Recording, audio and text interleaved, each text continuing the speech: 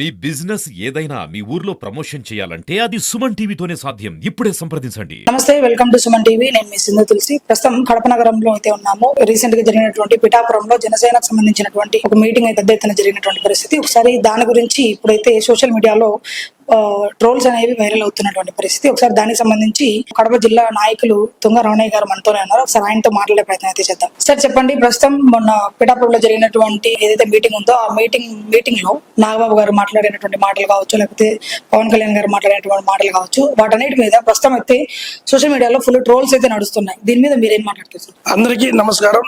మేము పిఠాపురం పోయడం జరిగినది. పిఠాపురం సభ 12వ ఆవిర్భావ సభ 11 సంవత్సరాలు కన్నా రెట్టింపు ఉత్సాహంతో వచ్చినారు నాయకులు, ప్రజలు, కార్యకర్తలు. దాదాపు 5 లక్షల నుంచి 7 లక్షల మంది. మేము మామూలుగా 5 లక్షలు అనుకున్నాం, దాన్ని మించి 7 లక్షల నుంచి జయప్రదం అంటే విజయకేతనం ఎగరేసినారు. పండగ మాకు ఉగాది పండుగ మొన్ననే జరిగినట్టున్నది. ఉగాది పండుగ రాకముందే ఉగాది పండుగ వచ్చినట్లు ప్రజలు కానీ, నాయకులు కానీ, కార్యకర్తలు కానీ విజయకేతనం ఎగరేసినాం. జై జనసేన.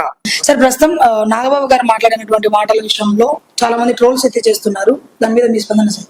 మా గౌరవనీయులైన ఎమ్మెల్సీ నాగబాబు గారు ఆయన ఏం మాట్లాడలేదు. దాన్ని ఈ వైసీపీ పేటిఎం బ్యాచ్, ఈ సోషల్ మీడియా, ఎందుకంటే వైసీపీ పేటిఎం బ్యాచ్ ఈ గత 5 సంవత్సరాల నుంచి ఏం చేసిందో ప్రతి ఒక్కరికి తెలుసు. దాన్ని కూటమి ఎలా బద్దలు కొట్టాలి, కూటమి బలపడుతుంది, రోజు రోజుకు బలపడుతుందని వీళ్ళు ఎలా బద్దలు కొట్టాలనే దానికోసం ఏదో ఒక పుల్లలు పెట్టాలని తప్పితే దానివల్ల ఏమీ కాదు.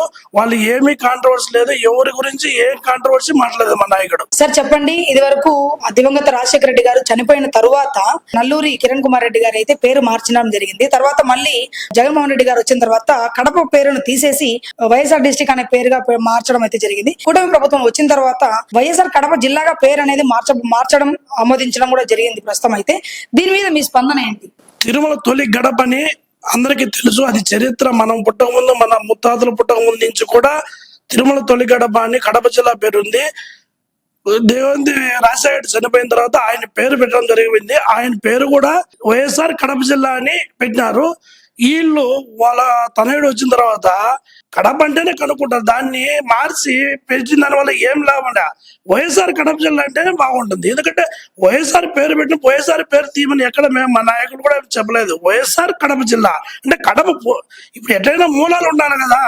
మూలాలు లేకుండా మేమేం మూలం అంటే మూలస్తంభం ఉన్న తర్వాత మూలస్తంభం తర్వాత ఏ పేరు పెట్టుకున్నా మాకు సంతోషమే.